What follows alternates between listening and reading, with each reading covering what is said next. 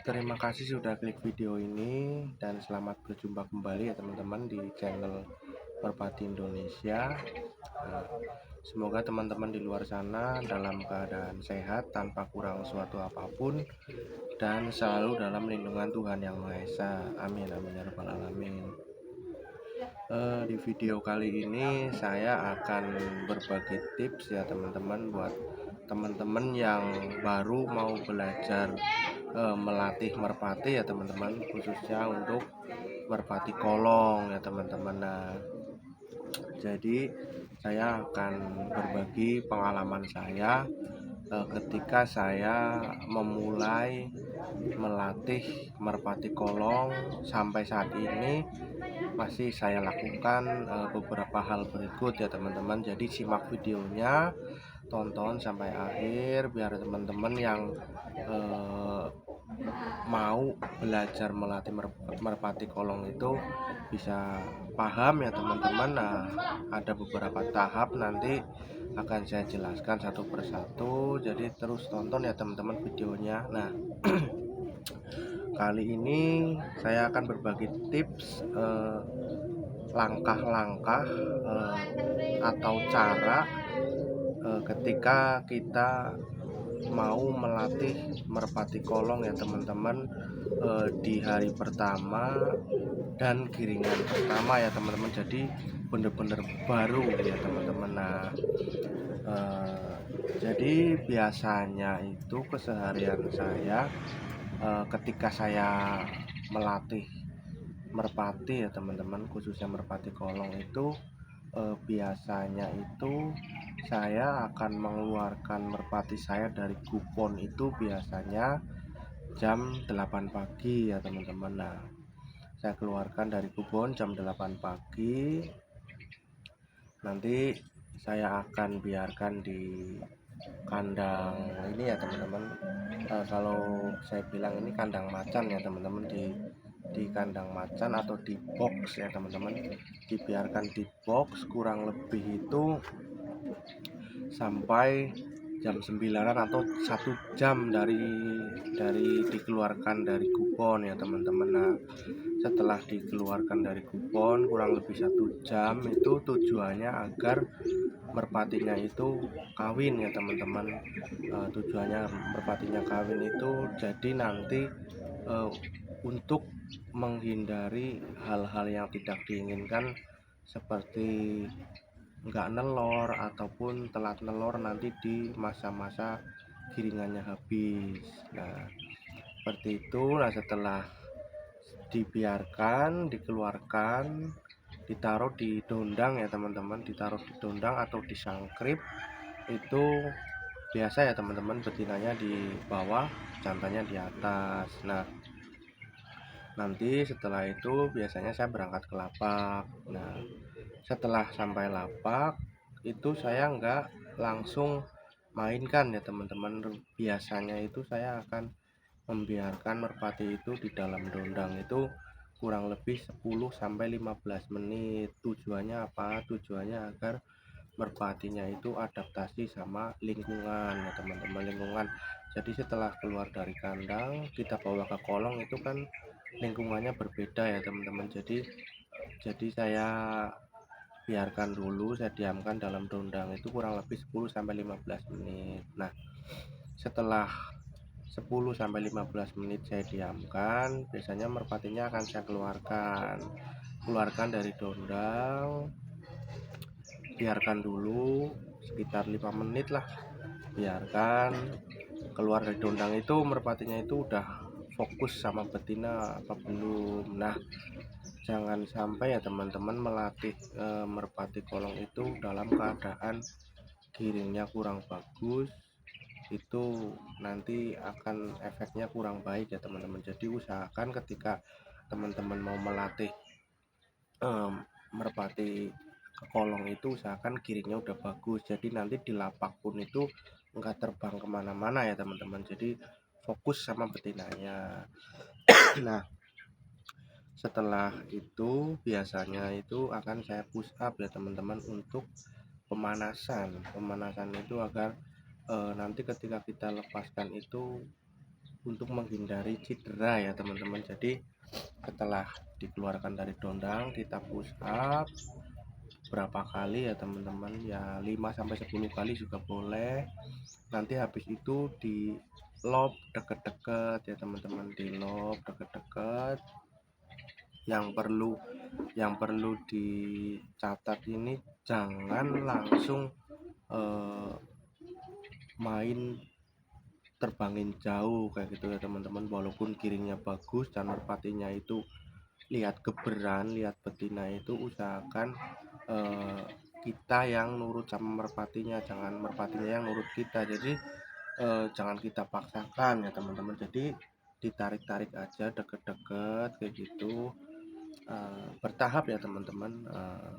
Untuk hari pertama itu kita jangan berambisi lepas jauh ya teman-teman. Untuk hari pertama di giringan pertama itu dapat 50 meter aja itu udah bagus ya teman-teman. Dipertahanin sambil dilihat merpatinya, ketika dilepas bertahap itu sampai misalkan jarak 50 meter itu dia muter-muter apa enggak. Jadi yang perlu diingat ya teman-teman, yang perlu diwaspadai itu ketika kita ngelatih merpati yang baru dibawa ke lapak itu, ketika dilepas jangan dibiarkan ya teman-teman, tapi terus digeber sambil dipanggil ya teman-teman. Tujuannya agar jalurnya itu bagus ya teman-teman.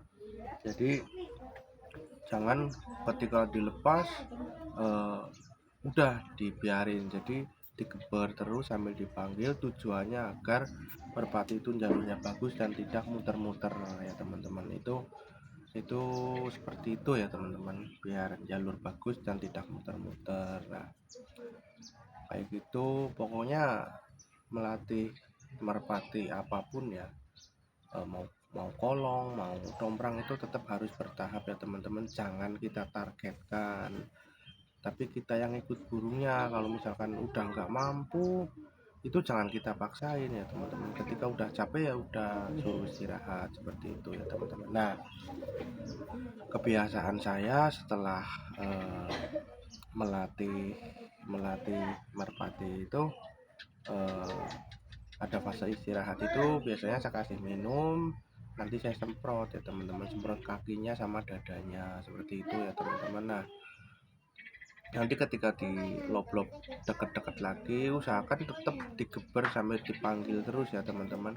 Jangan sampai itu merpati kita muter atau turunnya itu ke betina lain ya teman-teman. Karena kalau kita ngelatih di lapak itu kan banyak yang latih juga, jangan sampai merpati kita itu masuk ke geberan orang lain. Usahakan biar merpati kita itu ya datangnya ke betinanya kayak gitu ya teman-teman. Jadi jangan dibiarkan, pokoknya walaupun dekat, walaupun udah jalurnya udah mulai agak bagus, usahakan ketika belum tinggi tarik aja terus ya teman-teman. Tujuannya biar kebetinannya itu bagus. Nah setelah itu biasanya ketika saya sudah selesai melatih, saya bawa pulang. Biasanya itu sampai di rumah itu biasanya akan saya taruh sangkrip seperti biasa, betinanya di bawah dan jantannya di atas. Nah itu biasanya itu akan saya sekat jantannya ya teman-teman.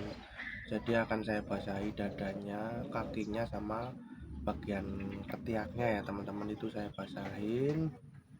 Nah nanti betinanya itu biasanya saya kasih pur 5-11 ya teman-teman. Nah tujuannya itu biar telurnya itu rutin ya teman-teman. Nah dikasih pur 5-11. Minumnya biasanya saya kasih itu stimulan ya teman-teman, stimulan egg ya. Nah itu betinanya saya perlakukan seperti itu. Saya kasih pur 5-11 itu biasanya cuman sedikit ya teman-teman, satu tutup botol aqua pur 5-11 untuk betinanya, jantannya enggak ya teman-teman. Nah setelah makan habis saya masukin lagi ke box ya teman-teman. Nah saya masukin ke box, tapi paguponnya saya tutup ya teman-teman. Tujuannya itu agar merpatinya itu kawin lagi ya teman-teman, seperti itu. Nah jadi setelah latihan pun saya biarkan agar kawin lagi, seperti itu ya teman-teman. Nah nanti baru setelah kawin, nanti baru saya masukin ke pagupon ya teman-teman, atau kandangnya ya teman-teman, nanti saya tutup. Nah, biasanya itu saya akan keluarkan lagi itu sekitar jam 4 sore ya teman-teman. Saya buka paguponnya, nanti akan saya biarkan. Nah, nanti biasanya itu jam 5 itu saya kasih makan. Nah, jam setengah 6 atau jam 6 biasanya itu saya akan tutup lagi. Saya masukin ke pagupon dan paguponnya saya tutup lagi ya teman-teman. Nah, nanti sekitar kurang lebih jam 7 itu biasanya akan saya keluarkan lagi merpatinya. Tujuannya itu agar kawin malam ya teman-teman. Nah, kenapa kok sering banget disuruh kawin? Nah, itu tujuannya itu ya biar nelurnya itu tepat juga. Jadi nanti setelah akhir giringan itu di hari Minggu itu malam Seninnya itu merpatinya itu nelor. Karena untuk melatih merpati kolong itu ya ada jadwalnya ya teman-teman, dari Kamis sampai Minggu ya teman-teman, atau sampai Senin untuk pengecoran. Biasanya untuk merpati-merpati yang udah jauh atau yang di giringan C misalkan dari Senin sampai Kamis, ya pokoknya intinya ketika di akhir giringan itu kita usahakan itu merpatinya itu nelor. Jadi sebisa mungkin kita setting itu merpatinya itu kawinnya itu rutin dan juga tidak terlalu capek ya teman-teman. Jadi ketika udah di kandang ya sudah, biar istirahat aja. Jadi ketika tenaganya fit itu giringnya juga akan bagus, karena giringnya merpati itu juga dipengaruhi sama stamina sama tenaganya ya teman-teman, seperti itu. Nah, nanti setelah jam 8 malam atau jam setengah 9 itu saya akan masukkan lagi merpatinya ke pagupon dan saya tutup. Nanti saya bersihkan kandang. Seperti itu diulang kembali ya teman-teman. Paginya jam 8 dikeluarkan, disuruh kawin, nanti dibiarkan. Jam 9 kita bawa ke lapak, dilatih. Sepulang dari lapak diseka ya teman-teman, dibasahi dadanya, kakinya dibersihin, sama ketiaknya juga dibersihin, dibasuh ya teman-teman. Nanti dimasukin ke box lagi, tujuannya biar kawin. Nah, setelah kawin masukin ke pagupon lagi, tutup. Nanti jam 4 dikeluarin lagi, jam 5 kasih makan, jam 6 masukin pagupon lagi, tutup. Nanti jam 7 dikeluarkan, jam 8 atau setengah 9 masukin ke pagupon lagi, bersihkan kandang. Jadi seperti itu terus ya teman-teman, seperti itu terus. Nah, seperti itu ya teman-teman, yang biasa saya lakukan kepada merpati saya yang saya latih. Semoga video ini bermanfaat ya teman-teman, buat teman-teman yang sedang mau belajar melatih merpati kolong ya teman-teman. Terima kasih sudah menonton video ini. Jangan lupa bagikan di sosial media teman-teman, biar video ini jauh lebih bermanfaat untuk orang-orang yang membutuhkan, atau teman-teman kita yang membutuhkan tentang tips atau cara melatih merpati kolong ya teman-teman, di tahap-tahap awal ya teman-teman. Nah, ini khusus untuk pemula ya teman-teman, yang mau melatih, yang baru mau belajar melatih. Saya ini hanya sekedar sharing ya teman-teman. Mohon maaf bila ada kekurangannya. Sampai ketemu di video selanjutnya ya teman-teman. Terima kasih.